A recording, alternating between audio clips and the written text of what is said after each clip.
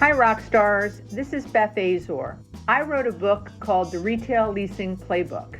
This podcast will go over a few chapters each week to discuss the highlights of how you can lower your vacancy and increase your occupancy. I hope you enjoy it. Today we're going to talk about chapter 68, submitting to the national. So a lot of times people ask me, so do I just submit to the national? If I know who the broker is, do I submit to the broker? Do I submit to both of them? So in this chapter, you read a response from national that I asked this question to. And he said, Beth, I have different brokers around the country. Some I really trust and some, maybe not so much. That he prefers that everyone sends the sites directly to him and then he parcels it off, or then he sends it on to their brokers.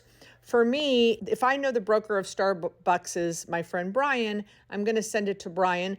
But if I'm good friends with the Starbucks broker, I may send it to both of them. If I don't know who the broker is for the retailer, I'll just send it to the retailer and the retailer will tell me, please send this to my broker, or they'll respond and say, site's interesting. Do you have any, LODs, which are, plans about the space, and then they'll CC their broker. So I don't think there's anything wrong with how you do it.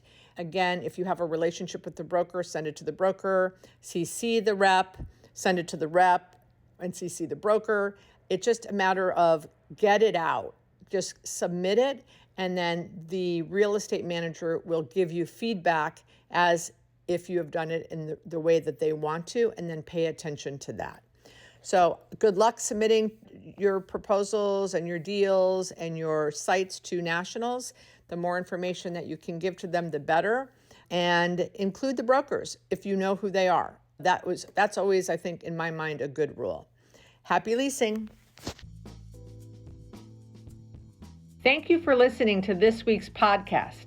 I hope you learned a few nuggets to help increase occupancy and lower vacancy. See you next week, where we'll go over a few more chapters of my book, The Retail Leasing Playbook.